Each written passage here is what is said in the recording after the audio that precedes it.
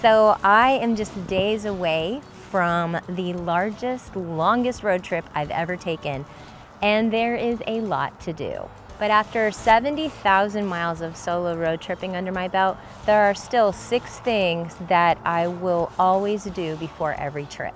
So the destination changes, certainly the length of time changes, and a lot of things are changing this summer as I will be taking this beauty all the way across the country and back, filming farms for my new series, Field Tripping. But when it comes to getting ready, these 6 non-negotiable things I've learned over the years solo road tripping still apply. And if you'd like to learn more about field tripping, you can check that out here. So I'm taking care of every one of these 6 things right now before I hit the road, starting with her. Let me tell you what I mean. So the first thing that I tend to take care of before I really get into the nitty-gritty is making sure that my vehicle is really in good shape itself. Now, this one has already been to the shop and everything has been checked out, so I know it's all good. So typically what that means is that the tires are checked and the suspension is checked, and we make sure that the oil is changed and the filters are clean and all those types of things. But with the van, I'm finding it means a lot more, and it's not necessarily something I'm learning or taking to a shop. With my SUV, I know how all of the things work. With the van, I'm learning that there are many more things that I've had to figure out before I go. I'm not going to go into all those things now. I'm still learning them, and if you follow along with me as I go on this trip, I'm sure we're going to find and discover a few new things together. But I've done the best I can in getting ready ahead of time. I do want to confidently get on the road knowing that all of the major systems have been checked and that I'm not missing anything like a connector hose or something like that, that I don't figure that out later until I really need it. All right, let's go check out all the other things that are important to getting ready to get on the road. Okay, so once we have the van all taken care of, then I'm ready to start thinking about food. And food is super important, obviously, but especially on such a long trip. And in my case, really, I'm going from what I have been used to for many years as a propane stove and some coolers in my SUV to having a full-blown kitchen here. So now I'm thinking about a lot more silverware and cookware and things like that, as well as food. So I'm going to get to eat very differently and in a much easier way. So it just takes some thought. So for now, I'm just unloading the things that I know I have to have and the things that aren't ready for the fridge yet because I'm not there, but of course, my chai. It's one of the most important parts of just my daily life, let's be honest. So it's a big part. And the dishes and some of my favorite snacks, because you can't go on a road trip without snacks. And that's a whole other thing, and I have more than enough to say about snacks, but we'll do that on another day. And my frother for making my chai. So all these are gonna have a nice little home. I have all these little extra containers up here to keep things from sliding around. And we're just gonna get things set up. One other part of food is actually for Lexi, and that means storage area, but also just thinking through all those weeks of food for her. She's always been on a raw diet, which can be pretty messy on the road, but she eats BJ's Raw freeze-dried premium mix and packs like this. This is several days worth of food right here. I have a bunch of these tucked away in different places in the van. So she's gonna be just fine. If you're interested in trying BJ's Raw, it is the best. She's gonna be eating this for the rest of her life, and you can get 25% off on your first order by using my link. And fun fact, BJ's is the sponsor of the Field Tripping project. So my van and all this that I'm doing this summer is really because of them.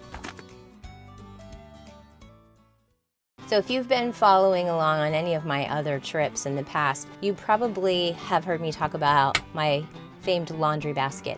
I don't typically carry a suitcase anywhere I go, and I prefer a laundry basket unless I'm on a plane. But the laundry basket is gonna stay home this time around, but I did make it out this far to the van from the house because it's how I'm bringing things out.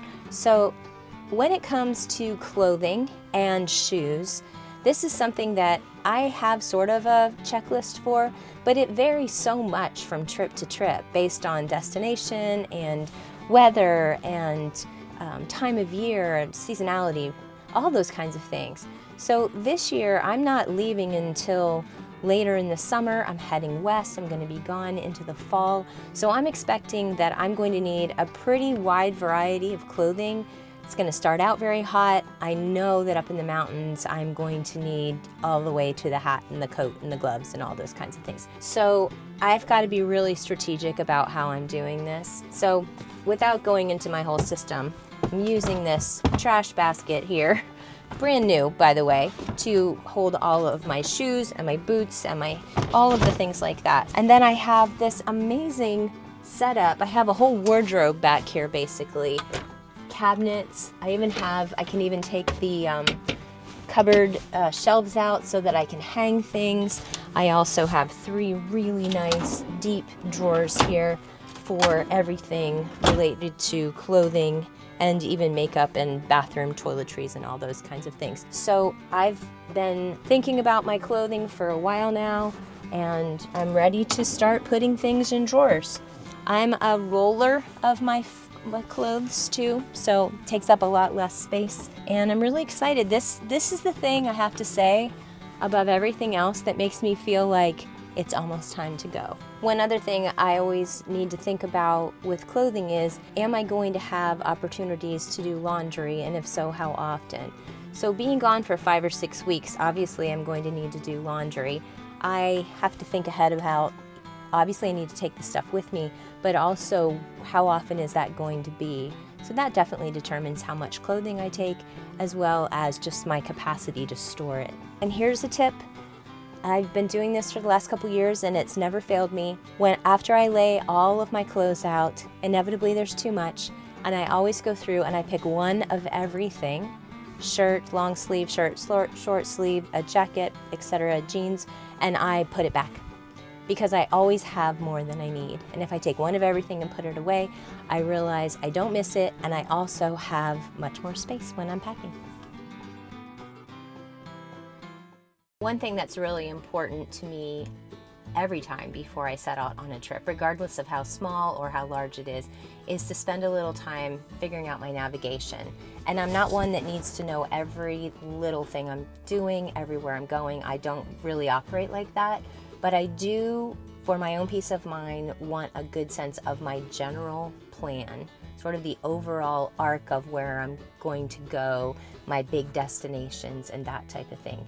And for me, I'm a big map girl. So I have state maps for pretty much every map in the US, at least the ones that I travel through. And I just today pulled out every map that I have that I think I'm going to need, or for at least every state that I'm going through. Oh, this is just half of them. The other half are still in here.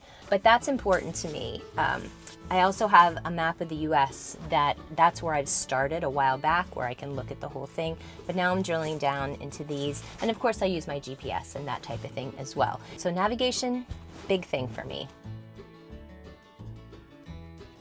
So this next thing is something that I always do, but I also always hope that I don't really need to, and that is to prepare for emergency and safety issues. So there's really 2 categories to this for me. One is emergency practical safety preparation. The other thing is financial / money related.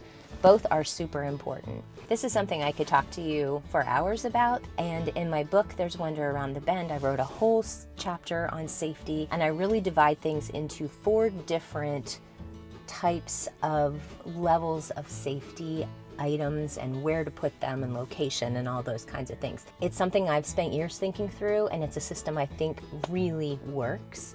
Today I'm just going to give you a couple little pointers, and then you can check that out if you're interested. So one area that I think about from a practical perspective is my phone. So your phone has so many practical safety prep type of things that you can do to it that would help you in case of an emergency. I'm going to link a video that I've done in the past that really does a little bit of a deeper dive in there for you if you want to check that out. But know that your health app on your phone And there's all kinds of in case of emergency settings that you can create so that if something happened to you on the road, there is a course of action that would be taken.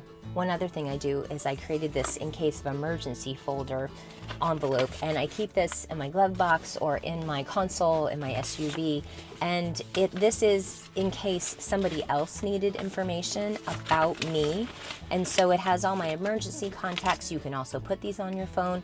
This is the backup. It has my health card on here and information about Lexi, my golden retriever, as well. So in case I'm not able to answer the questions, somebody could easily find this in my car and help me out. Now, in terms of money, that's another section of safety that I think is vitally important and something that I always think through before I go. Now, this is something that really doesn't change too much from trip to trip. I always have a amount of cash, a small amount of petty cash with me.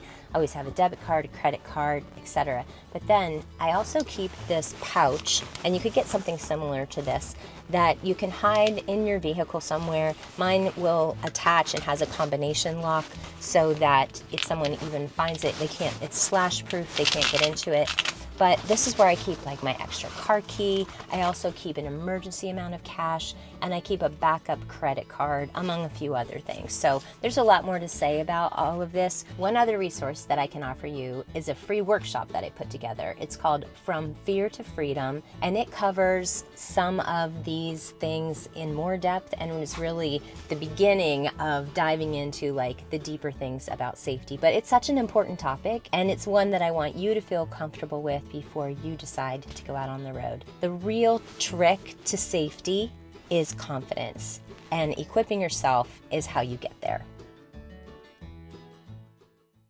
So I mentioned my phone earlier regarding emergency settings, but there's so much more that you can set up before you go to just make everything so much easier. So specifically, I'm talking about apps. And there are quite a few that I use when I'm out on the road. And I just make sure that if there are any offline downloadable things I need to do, like in maps, that I take care of that as well. So public apps like All Trails is one, Gas Buddy is another one that I use a lot. Obviously Apple Maps and Google Maps or Waze for traveling. There is an app called Drive Weather that I really like, and I can list these all in the description as well. Because I travel with Lexi the Golden, I always have Bring Fido, which is exactly what it sounds like, traveling with your dog, app on my phone as well.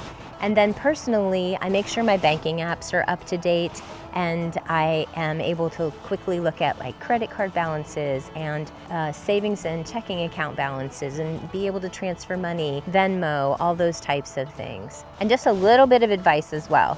So apps are great, but if you are depending on information on your phone when you are out in the hinterlands, for example, maybe you're camping, don't expect that you're going to necessarily have service to look at that campground reservation. So if you don't know exactly where you're going, you should print that out ahead of time and not rely on your phone to be able to provide that for you. Yes, you can tell I'm speaking from experience there. I absolutely am. So the more miles that I've traveled, the more I realize that having a checklist is really a great place to start, but it's not something you can completely depend on. It's unique to every situation and every person. So where I'm going, how long I'm going to be gone, where I'm traveling, and how I'm traveling. Each one of those things definitely affect what preparation looks like when you're getting ready to hit the road. So the 6 things we talked about here, they're always part of my final prep.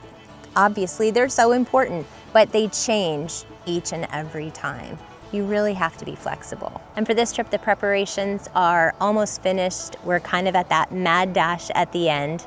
Lexi and I are certainly excited, and after months of getting ready for this, we are almost to the finish line.